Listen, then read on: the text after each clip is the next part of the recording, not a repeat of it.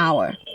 I have one of them here on the show with us today. He is in Anambra at the moment. He couldn't join us live on the show, unfortunately, but he's joining us via the phone. I'm talking about Maginja Ibeneme, who is now a senior medical officer at the Nnamdi Azikiwe Teaching Hospital. Hello, Nnamdi. Thank you so much for joining us. Thank you. Thank you, Sandra. How are you? I'm very well. First of all, congratulations on receiving the Medal of Honor for Medal of Honor award for your work in fighting Ebola. When you received the award, you dedicated it to Dr. Stella Adadevoh and Nurse Ijoma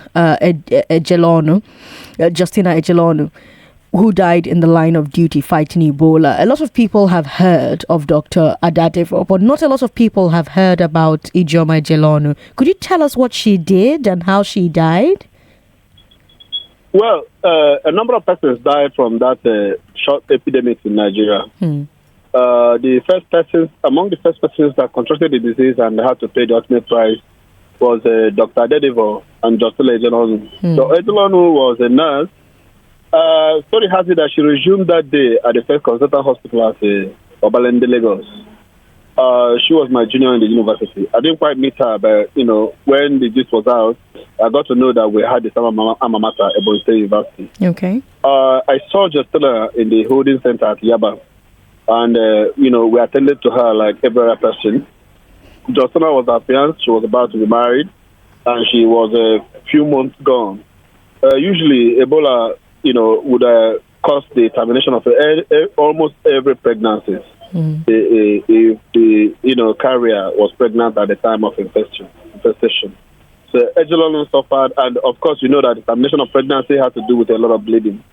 The circumstances of high risk of infestation, high virulence rate in Ebola would mean that there would be no procedure possible for somebody who is having spontaneous termination of pregnancy. So bleeding was uncontrolled. Ejelonu practically bled to death because at that point she couldn't get the required medical care, which would have been intervention, like maybe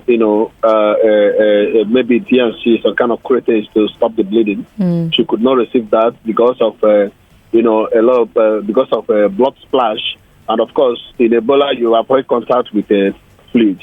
And in Nigeria at that time, and even at the holding center at Yaba, it was not possible to, embark on any such necessary procedures. So Ejelonu practically suffocated and died because she couldn't get the proper medical care. That was the price she paid for being a healthcare staff. They said she resumed that day and contracted Ebola on her first day at work at the first consultant hospital and died 2 days later. Yeah, that breaks my heart. May she rest in peace. You tweeted this about Stella Adadevoh and Patrick Sawyer, and I'm going to read that tweet now. You said, Adadevoh stopped Sawyer. He made calls. She also made calls, pulling the right strings to stop him from plunging into the population and spreading the deadly virus. Tell us more about that. What calls was she making? The normal African thing, do you know who I am? Sawyer came into Lagos from Liberia. He was an American diplomat, and he felt sick on the flight. And when he got to Lagos, he moved to the first consultant hospital to get some medical attention. When she got there, why I respect Adadevoh so much is that she was able to make that diagnosis at that point in time. I must tell you this: as a medical doctor in medical school, we were not really taught seriously about Ebola because that was a rare disease that never ever happened in West Africa. Before then, we only heard about it as something that occurred in East Africa. A lot of us didn't give it any attention. In medical exams, nobody asked you about Ebola. It was one of those things you just glance through. There's so much to read, and you didn't have to read about Ebola. Nobody asked you about Ebola. So I know that up to 90% of Nigerian doctors probably at that point in time would not be able to make the diagnosis. I see. So it was a medical feat that Adadevoh, at that point in time, was able to identify the fact that Sawyer probably had that Ebola. This is where my respect, my deep respect for Adadevoh comes from, because I know, being a medical doctor myself, I could have missed it, and a lot of my colleagues, if not most of my colleagues, would have missed that too. She made this call, and Sawyer, being a diplomat, he tried to pull the string to get himself off the hook. He didn't want to be delayed. and he wasn't really getting medical attention because, of course, we didn't have the infrastructure to treat Ebola suspects. So he was being held, and Aghogho was trying to make the proper contact with the Lagos State Ministry of Health and probably some people with the federal ministry. So at normal African thing, normal Nigerian thing, sorry had it that Sawyer was making calls, and Aghogho received calls to let him off. But she stood her ground and said, you know what? You ain't going nowhere. We suspect that you have Ebola, and we have to do the right thing, which was to hold him back, to avoid him infecting all that. So we believe that the cause, of course, she didn't need to tell her story. Of course, we believe that the cause she got was, we are intended to make her release Sawyer because he felt he was being held against his own will. But because she was also connected, or probably because she had strong will, her own strong will, a strong woman, she refused. And when she get those calls, she also put out her own call, probably to the Lagos State Commissioner for Health and probably the head of the public health in Lagos. So her background helped a lot, and her personality, played a key role in stopping Sawyer from flooding into the population. Tell us about that's what I meant. Tell us about the work that you personally did in the fight against Ebola. You went to other countries that were worse hit. What were the conditions like? Were you given everything that you needed for safety? Well, to be honest with you, when we did the Ebola thing in Nigeria, subsequently, African Union, at the peak of the outbreak, requested for assistance from a few countries in Africa. And of course, Nigeria, hadn't succeeded in containing Ebola in Nigeria, was seen as a key player in the incident. So they requested for assistance in Nigeria, and about 200 medical personnel were sent out to Liberia, Sierra Leone, and Guinea. I was among them. About 50 doctors and other healthcare staff, nurses, lab scientists, wash specialists, and so on and so forth.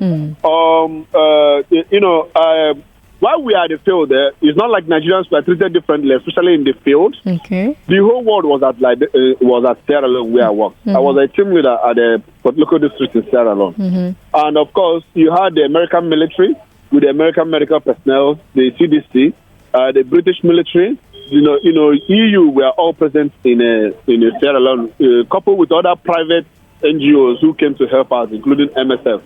Now, what happened was that all of us in the field, we worked. There, of course, everybody had who sent him. You are working for somebody. You didn't just turn up. Now, those of us that work for African Union, what happened was that, personally, my personal experience was that there was issues with logistics at the time we came. Some people didn't quite get proper accommodation. Those who got proper accommodation had issues with feeding. But the problem was that, the leadership of the mission were not receptive to complaints. When you talk about, challenges you are having on the field, naturally when you go to a foreign land for this kind of mission, you would experience some challenges. And the truth was that, at least as far as we were made to understand, that provisions had been made for our own comfort. The funds were available. The only problem was to make the proper arrangements. So we found ourselves in a situation whereby when you complain, the head of mission will feel offended. We were led. The head of mission for that mission was one General Keta from Uganda, and down the line, complaining about inadequacy of one thing or the other was seen as a challenge to the status quo. The typical African thing, where it was usually a command and control. You were supposed to shut up, even if you were dying. So that's what we experienced on ground. So at the local district where we got, we had serious problem with the accommodation. Our contemporaries, the others, my Nigerian colleagues that were at the other centers, they didn't quite have similar problems. We were put in an accommodation that didn't have light, that didn't have water supply, and we were having issues with feeding. And when we complained, it was seen as an affront. Probably we were telling you this. No matter how nicely you ask for this thing, they would always take offense. That's where the problem started. So, and eventually, I told the story about how I probably contracted the deadly virus. Yes, tell us about that. You tweeted that you had to quarantine yourself for 21 days. What actually happened was that this American that came in, probably through the CDC, I don't know who he was working with, but what happened was that we worked in the same hospital the General Hospital at Port Local District, Port Local General Hospital. Okay. And at some point, there was this patient that had an emergency, and all of us, a couple of us doctors and nurses worked on him. Okay. And in the line of that duty, the American collapsed. He fainted, and we helped to resuscitate him. And within moments, immediately we passed the information that the American had issues. Mm-hmm. They made arrangements to airlift him to the city, that's Freetown. Okay. He was immediately evacuated to Freetown. Okay. Where he, got the proper medical attention to resuscitate and stabilize him. Mm-hmm. But by morning, the rumor came in that the guy tested positive to Ebola. And we were advised to, monitor ourselves.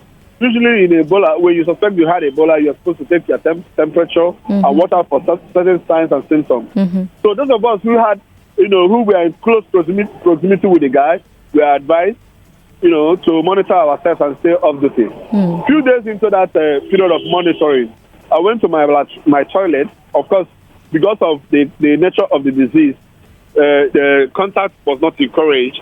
So everyone had a single room to himself. Mm-hmm. So I wasn't sharing my confidence.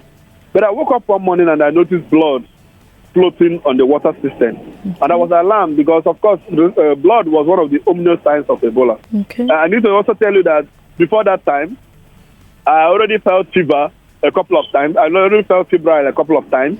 And I was feeling like I had malaria. And I took some anti-malaria. I came in with some. And, of course, I got some more from the hospital where we work. Okay. So, when I woke up and I saw that blood, and I was sure I didn't have any visitors who could have used the toilet. So the only explanation about the blood that it came from me. Was that it came from me. At that point in time, I wasn't a team lead. I told my team leader, and we had a meeting. And myself and my teammates were like, you need to send an SOS to the leadership of the African Union mission in Sierra Leone and Liberia at that point in time, which he did, because he showed us. But surprisingly, message up to now that I will speak. When they didn't respond to it. They didn't respond up until now. They didn't respond. You were sent there by the African Union. I was on secondment. The Nigerian government, they sent a message to the Nigerian government through the CDC, the Nigerian, the NCDC, Nigeria, who also sent, engaged us to go on secondment to the African Union. We sent. So you were their responsibility. Yes, I was their responsibility. And while you were under quarantine, they did not contact you. We were actually supposed to be on health insurance and death insurance. Okay. Now, what happened was that mail was never responded until 21 days gone. That's the usual incubation period for Ebola. I had to quarantine myself. I had to monitor myself and my colleagues. We had to handle this because it dawned on us that nobody cared. At the end of the 21 days, and nothing further happened to me except for the few periods of, fever and lethargy that I have that never really got worse.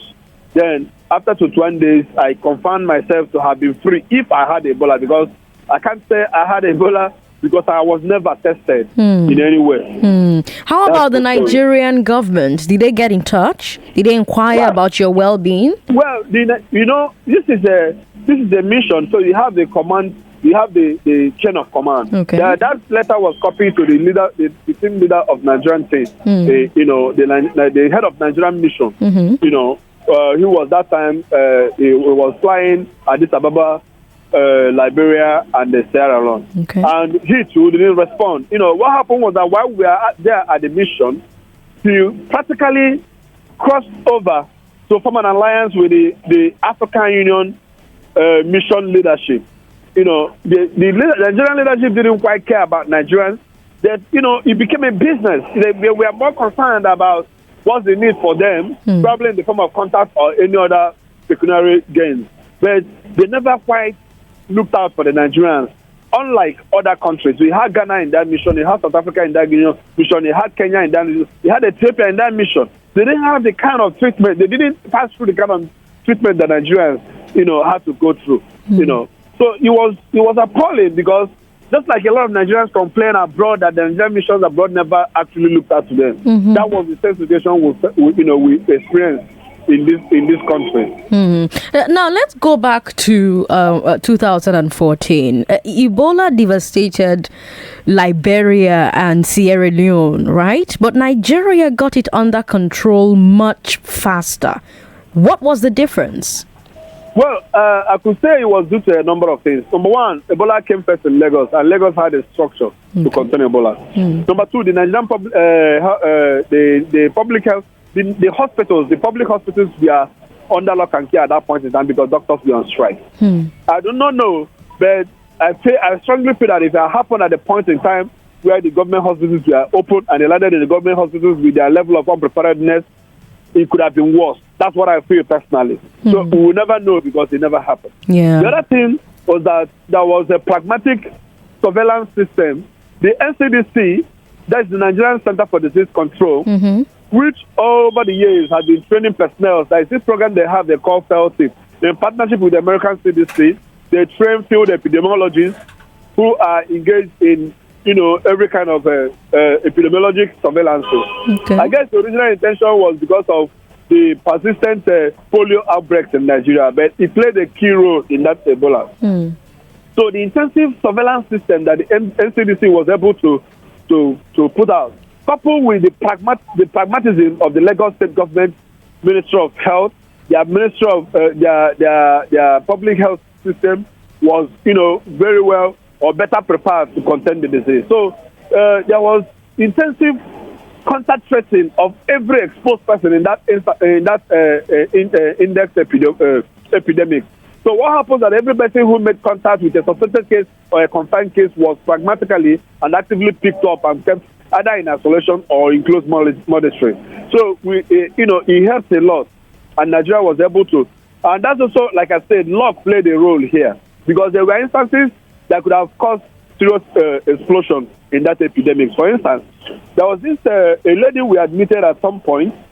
Her husband was a doctor who worked in I think he was an orthopedic surgeon who worked in First Consultant Hospital, took ill, was treated in another hospital where he was being treated for heart disease and malaria. He died, was taken to the morgue, was even taken to the village and buried.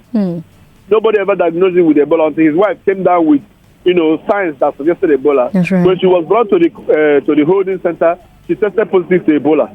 At that point in time, we were apprehensive that, considering the level of contact this was going to spread. The husband made with some other medical personnel and even the mortuary people and people who transported him for burial and even people who buried him and all that. We were afraid that at that point in time there was going to be an explosion. Incidentally, it's either that woman was the only person who contracted Ebola. I think her grandchildren also had Ebola or were suspected, but that explosion didn't happen. That was luck. It wasn't because of anything. So Nigeria was pretty lucky in 2014. Yes, I could say that. Now, walk us through the process of stopping an epidemic like Ebola, because this conversation today is about lessons that we can learn from 2014. What are the various things that the public health system had to get right in 2014? No, I could tell you that, honestly, surveillance, contact tracing, that's to say, epidemiology is at the core of Ebola control. Okay. Because as at present, there's little or nothing you can do for Ebola patient. You just have to treat conservatively. That's if he's losing fluid, you have to replace. If he's losing blood, you have to replace. There have been basic improvements, but not really cure. The so-called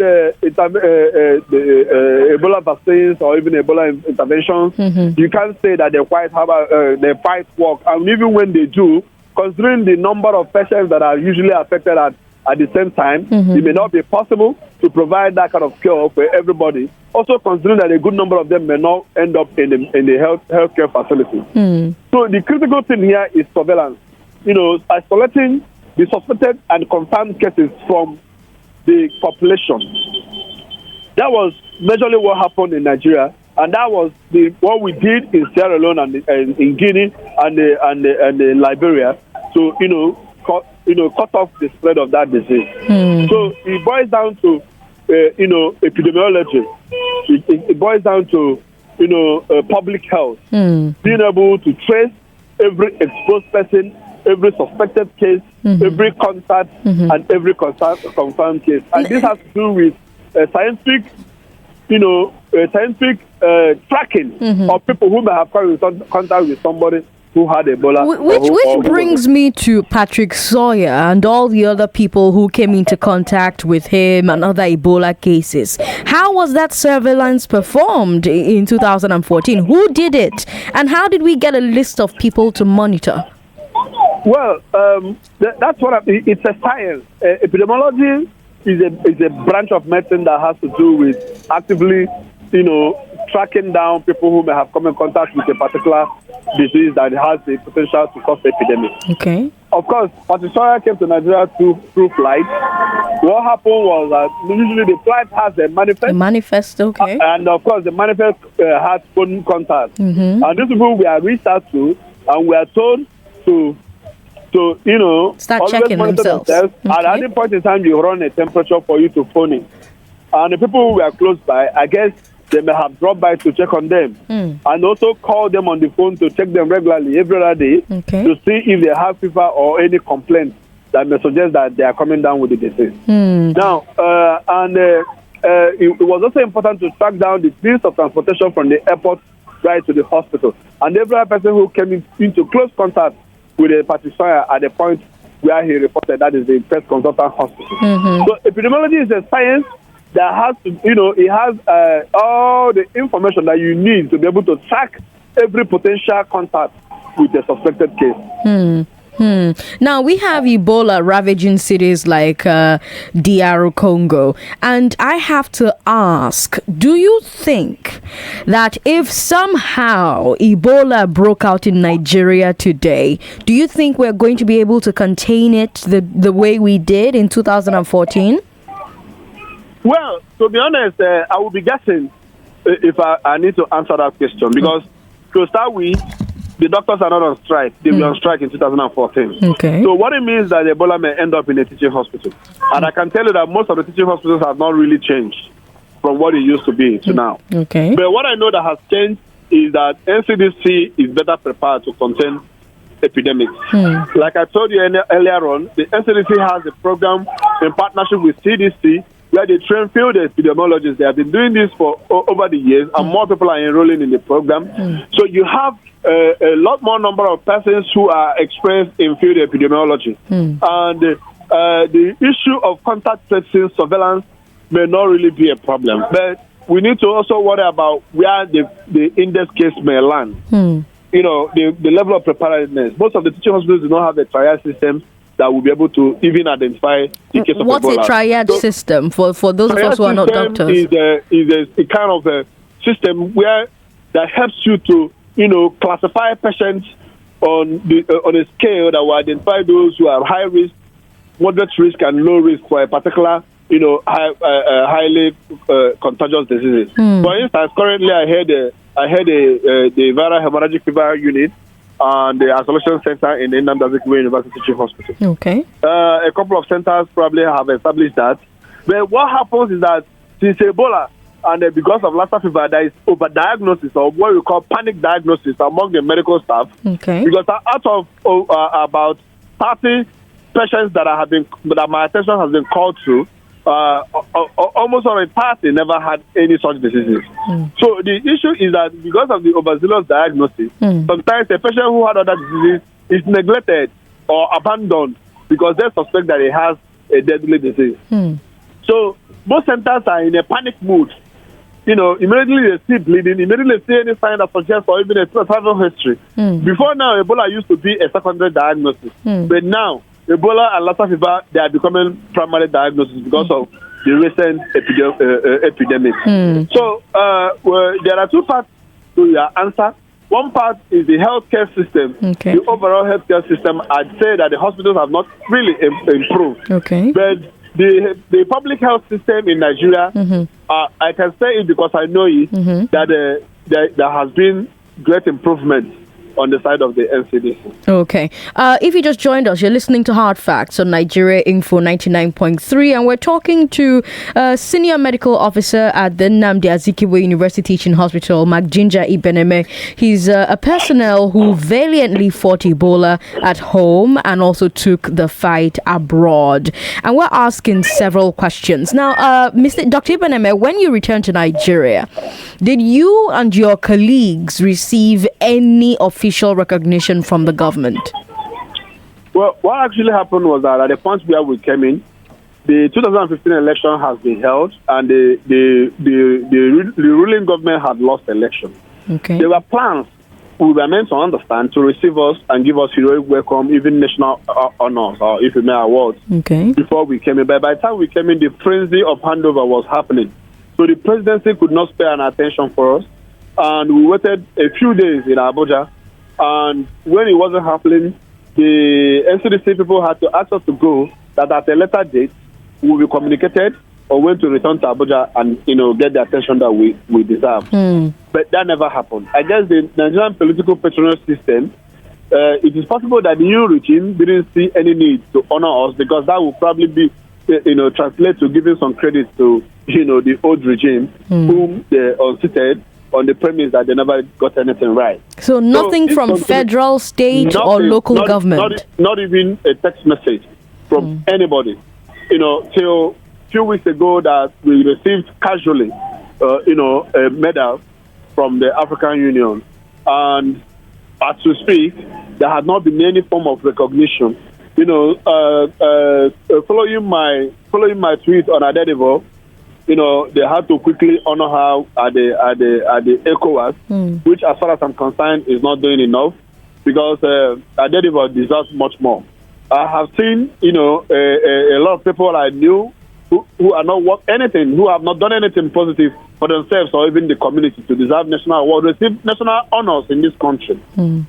How much more a woman who, like I said, embarked on a medical feat, a medical miracle to diagnose Ebola at that point in time, and she paid the ultimate price. I saw Adedevo suffer Ebola. It was like nothing I had ever seen in my, a decade or more of medical practice. I didn't even pay the most painful price. She died the most painful death. I saw her bleed.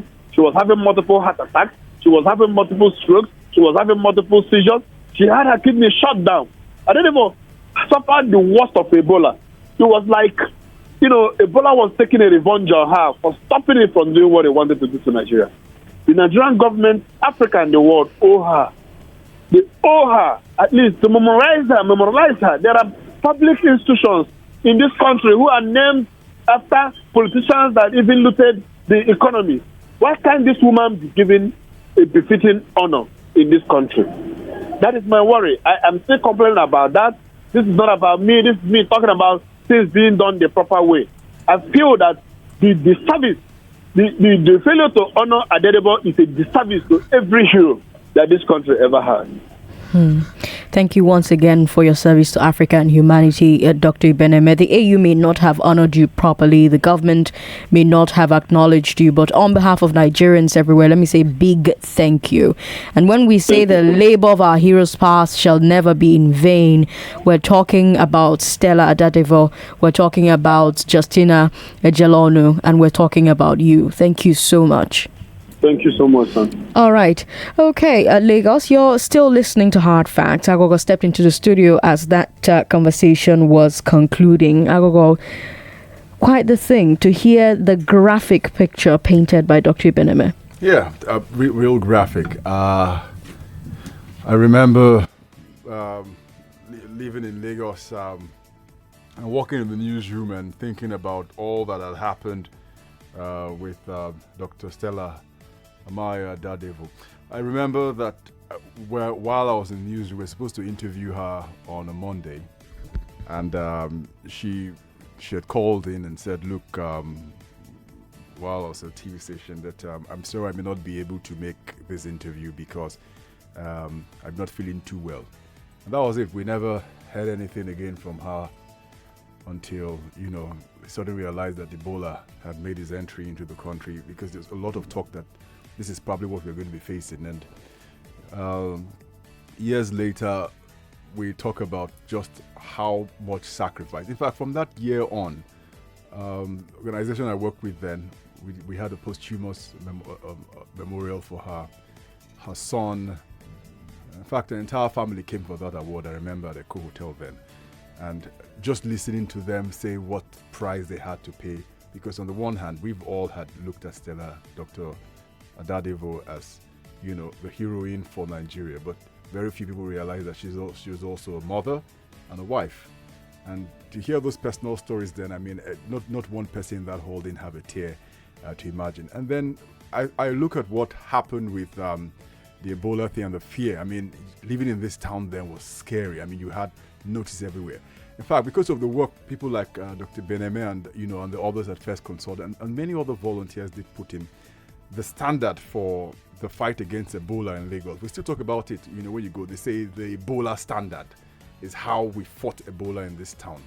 And we're able to conquer it because of the sacrifice. Sometimes I drive past Yaba and many of those centers that had been used as the quarantine centers, and there were people who were there. Once in a while, you come across those sort of people who survived and the sort of painstaking efforts. If people had thought that Nigeria's healthcare was dead, that time was when it got its revival because everyone was coming to meet us, and then Dr. Beneme was among those Nigerians who went. A number of them, I know horror stories that they have when they went to Liberia and Sierra Leone.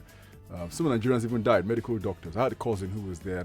Same sort of experience about how they were neglected and other nationals, and had to complain and protest before they got their allowances. Really painful. But on this day, we hope that the experiences we gained from dealing with Ebola and all of those structures are still in place.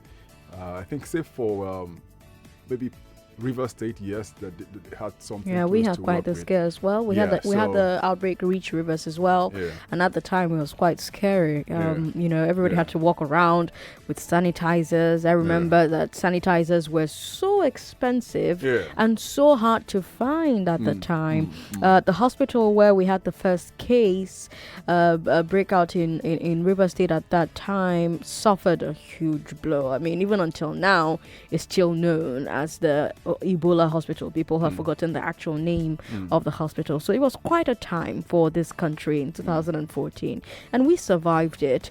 And according to Dr. Beneme, we survived it for a number of reasons. It's why some people will say God is a Nigerian, and you kind of not doubt them because everything almost worked. To help Nigeria contain Ebola. Because like Dr. Beneme said, if Sawyer had gone into a public hospital, we probably wouldn't be talking about Ebola the way we're talking about it right now. So many things worked in our favor. He was supposed to be watched in Liberia, how he got on a plane to head into Calabar for some event. He fueled a lot of conspiracy theories. It just shocked so many people. And if he hadn't collapsed at the airport, he probably would have been on his way to Calabar, Cross River State. Touching more people as he went along. They wouldn't have had any of those things.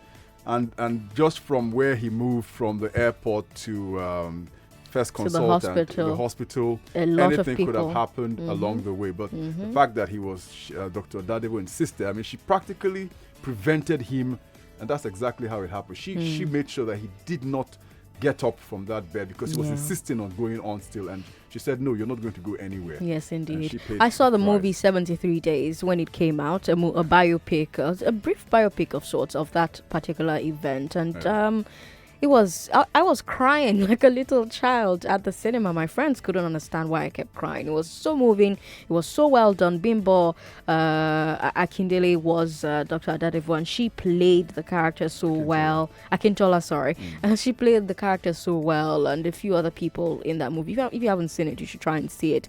Would like to hear your thoughts on the conversation we had with McGinger Ibeneme. Do you think it is right that Nigeria has not yet officially honored anyone involved in the fight against Ebola? What do you think a fitting honor would be?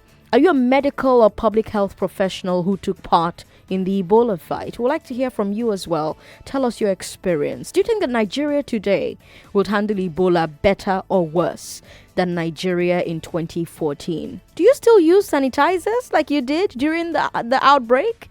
Why do you not use it anymore? I still use sanitizers. That's one thing I'm grateful for. It's made me more conscious about the surfaces that I touch. And even as we speak, there's Ebola outbreak in the Democratic Republic of Congo, which is the home for Ebola many times.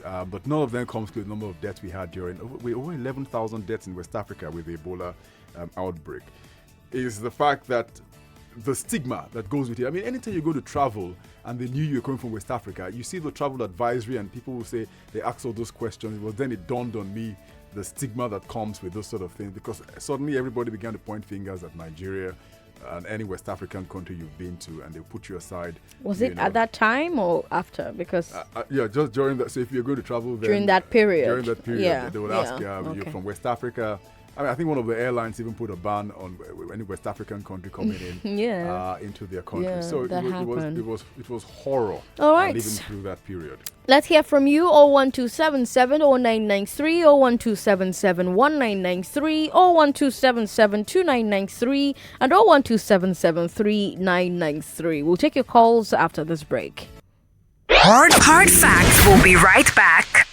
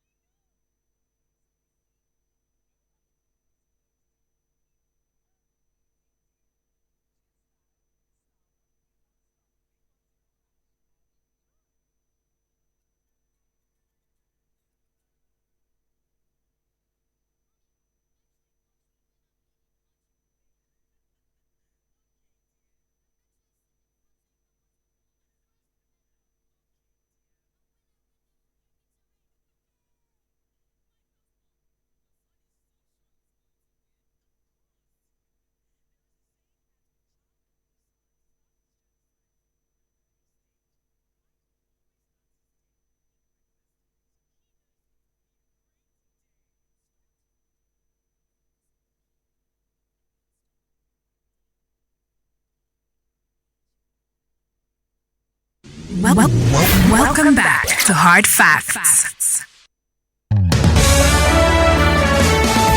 Hard Facts on 99.3 Nigeria Info. Today we're taking a look back 5 years later at the Ebola outbreak in Nigeria and the valiant efforts by men and women in the public health professions that stopped it. I'm Sandra Ezekwesili. And I'm Aghogho, Oboh.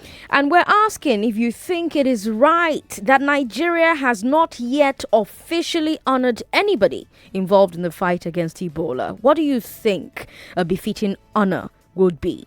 Are you a medical or public health professional who took part in the Ebola fight? We want to hear your experience. Tell us about it. Do you think Nigeria today would handle Ebola better or worse than Nigeria in 2014? Do you still use sanitizers like you did during the outbreak? If you're not using sanitizers anymore, why are you not using sanitizers anymore?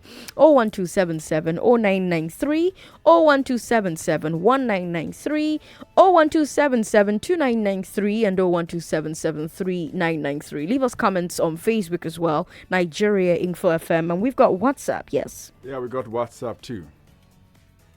WhatsApp is 080-959-75805. Austin is in Lekki. Hi, Austin. Thanks for calling us.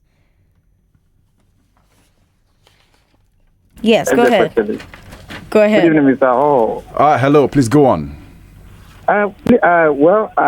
Thank God for this particular issue today. In the first place, I want to speak with the family of late Dr. Madam. May God continue to console them in a special way. Right. Well, this is to tell you the level our health institution has deteriorated into. And it's quite appalling that up to now, no sort of application from the so-called government officials or any government in charge. I want to beg all Nigerians that we should do all manner of everything humanly possible to make sure that we maintain that cleanliness. And equally, those in the health sector should equally maintain the level which that particular epidemic this has been curtailed. And let us not forget also that 2014 was a kind of a year of sort baptism for water. Each and every Nigerian we are ordered, okay, go and take water so that go and mix salt with water so that you will not be infected by the so-called Ebola. Yeah, but I want to appreciate those who have worked tirelessly to make sure that particular sickness is curtailed. Kudos to them, and the federal government should do everything humanly possible to at least to immortalize those people that have contributed immensely to making sure that this particular illness is being curtailed. Thank you and God bless you. Thank you, Austin, for calling. Daniel is in Okota, who says this government couldn't have taken it for obvious reasons. What are the obvious reasons, Daniel? Yeah, my reasons or the reasons why I say so is that this present government does not believe in anything cry coming from the Nigerians. They believe that Nigerians are crying wolf where there is none. The Nigerians are politicizing everything. So if it were now, we would be in a very serious mess. Because if you look at the response of the government to issues that affect Nigerians, they believe that every Nigerian is an opposition to this government. So they would have done better. And for national or for recognition for the team that really fought this thing, of course, they will not consider it necessary to give them any award or any honor. They share the honor among themselves. They loot the treasury, they turn back and honor themselves.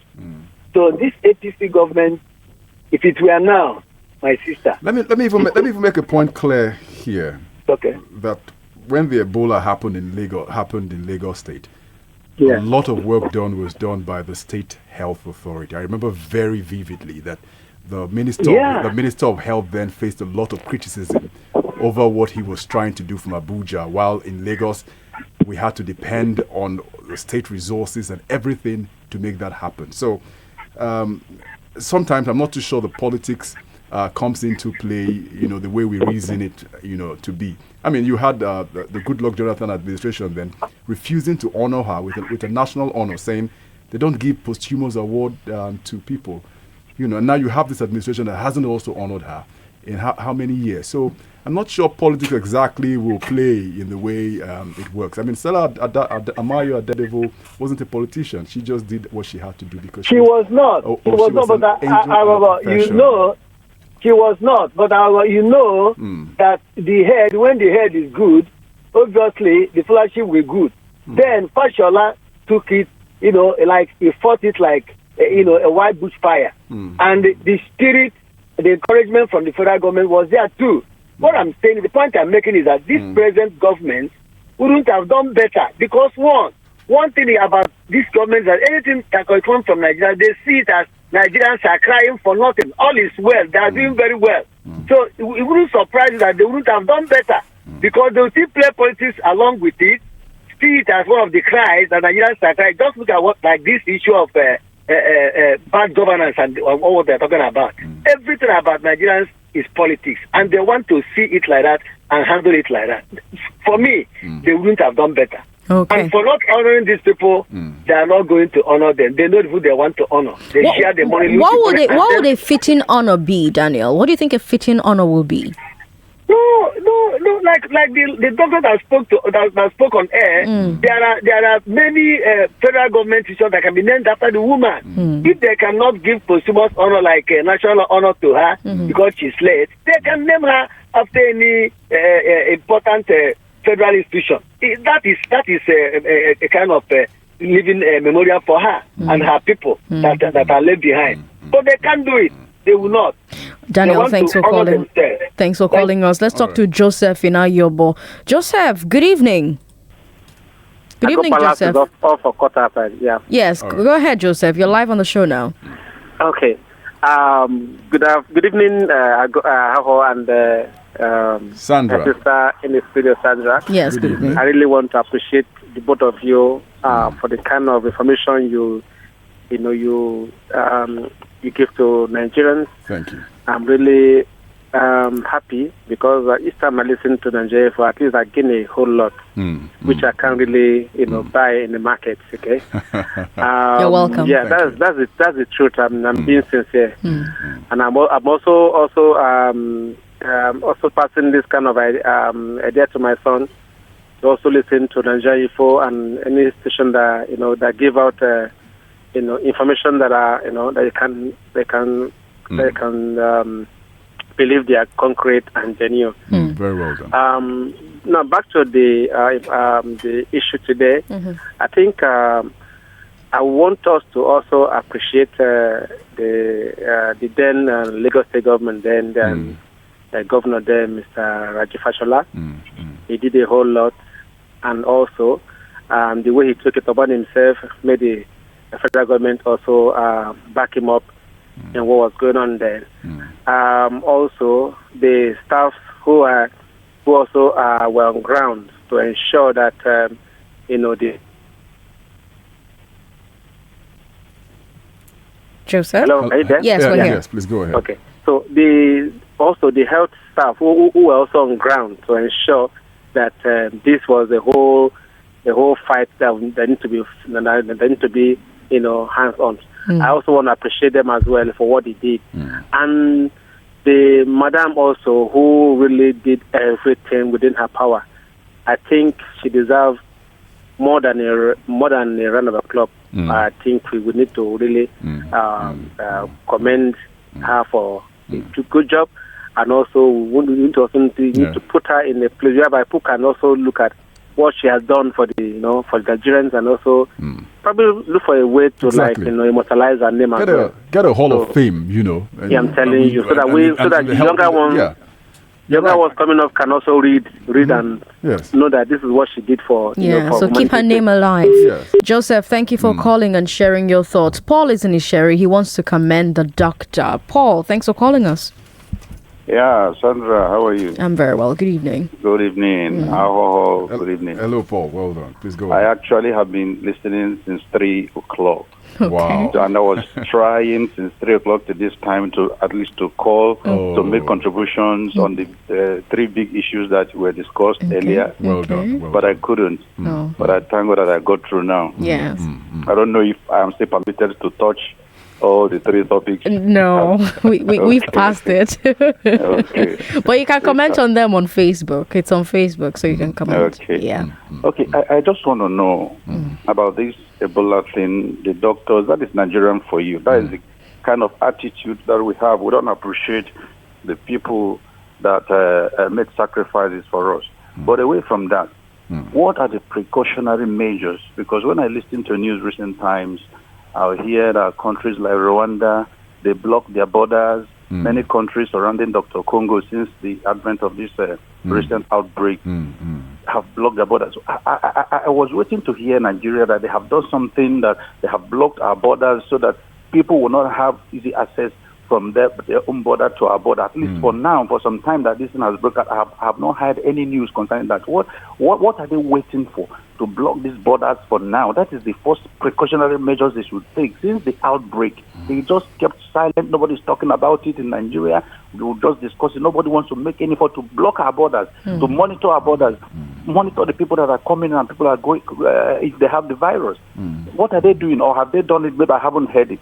They haven't, because I guess the thinking is the one that happened in Nigeria was because it was Guinea, which was West Africa, which is where soya, which eventually got to Liberia. But the DR Congo is in Central Africa, bordering Southern Africa, where you have Rwanda, closer to East Africa. So even sorry to interrupt you. Even Saudi Arabia, I had it in the news from your news here. Even Saudi Arabia have stopped their people from traveling. What we know is that the air border, coming from the airport, what they've done is that if you're coming in from any of those countries, the DRC, Rwanda, they pay special attention to you. There's attention paid to you, but that's by air, right? Yes, I mean our borders are open, so it is quite a legit worry, Paul. Thank you for calling us. Something to be concerned for. Our borders by road, we have all these traders that come from Nigeria to Togo. From Togo, they link up to that place and do business and come in at wheels. What's the thing about the borders by route? Yeah, it is a matter of concern, Paul. Thanks for calling and sharing your thoughts. Let's talk to Achi. That's the last call we're taking on the show. Achi's in Surulere,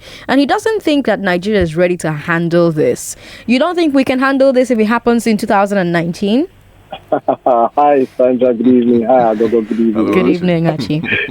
I was just listening to you guys, and I was like, here comes another public health topic. Rephrase the question. If it happens in Lagos, if it goes to any other part, Even Lagos. Even Lagos. If it happens and goes to Lasus. Hey, good. You know, there's a peculiarity behind that very situation at the time it happened. The period it happened, the resident doctors nationwide were on strike. That's right. You know, which means our public hospitals were running on a very, very low, cell with regards patient intake and all of that. If at the time, and we're looking at it retrospectively now, if at the time it happened and then we were running at this very scale, most likely that patient would have been diverted to a facility like Lutz or Lasut.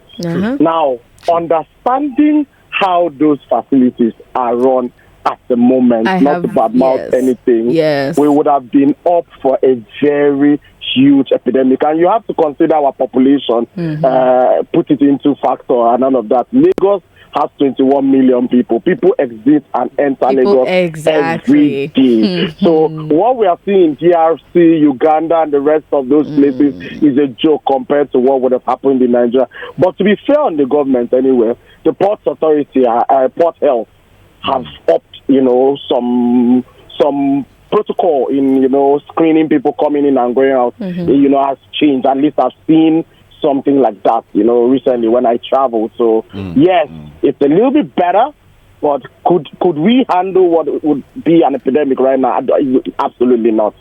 We don't have hospitals these days. How many times Aghogho and Tanja have you gone into private hospitals and seen a bowl of water and soap for you to wash your hands anymore. It's not happening anymore and all of that. And therefore, my senior colleague, late Dr. Stella Adedavo, somehow I as much as we will always appreciate our efforts, I think the government has been unfair. And it's not as much as the government being unfair as the president is laying for generations like mine, because you can't imagine Archie, for instance, to, in good conscience, go and stand in the middle of, something going on like that, where you understand that someone who came before you stood in front of stuff like that, and today the person is almost forgotten on the surface of Nigeria by our government. It's not encouraging.